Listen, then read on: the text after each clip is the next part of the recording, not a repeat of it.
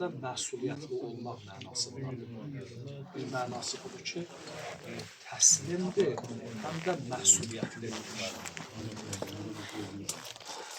Cəsinə çatdırsın. Rəhməllahu mən qara'əl-Fatihə.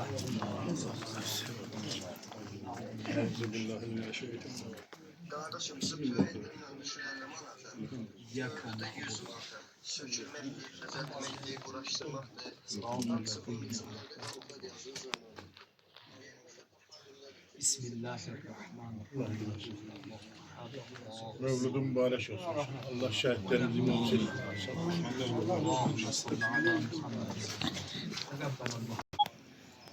Dediyim kimi hal-hazırda Qəhrəmanlar diyarı Biləsuvarın Günəşli kəndində Qəhrəmanlar küçəsində şəhidimiz Vüsal Qəmbərli İlkinoğlunun mövlud günüdür. Mövludu mübarək olsun. Məzar ziyarətindir ki, Allah cəm şəhidlərimizi rəhmət.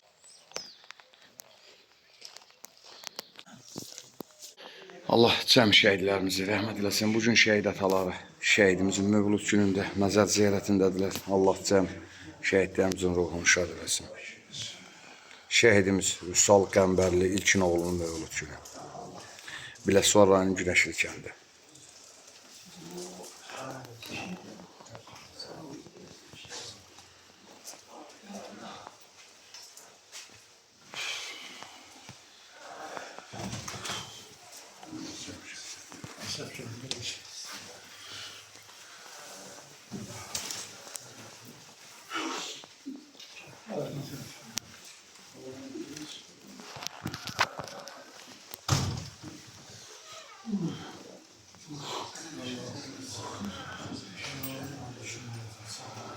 Gördünüz bu şəhid atası hər gün gözü yaşlıdır, hər gün ağlayır, hər gün.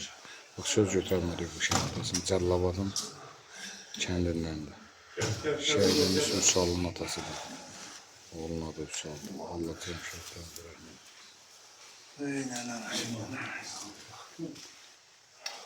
Allah razı şad eləsin. Allah'ım sallallahu.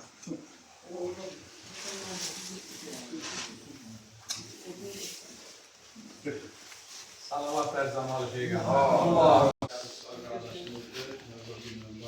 Salavat. Allah.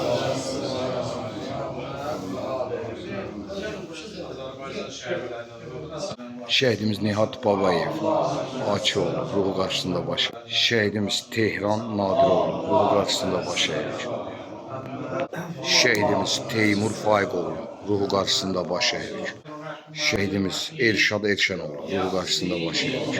Şəhidimiz Vüsal İlkinoğlu, mövlud günü mövlud mübarək. Mala məhkələ nəqlərin var olsun. İstədim bir iki kələ deyir. Allah'ım ilk malamızın mevludun mübarek eylesin. Allah hamimizi korusun. Allah sana da ümmetcan sağlasın. Allah ülkemizi korusun. Ordumuzu korusun. Eşlerimizi korusun. Allah o vakti ölürler ki onları yaddan çıkarır. Onları son ana şimdi gelen borcumuz oldu ki en büyük borcumuz onları yaddan çıkarır. Allah onların ruhlarını şad eylesin. Allah sana da can sağlasın. Allah yine de kalanlara sabır versin. Allah sana da var eylesin. Sağ olun. Çok sağ ol, teşekkür.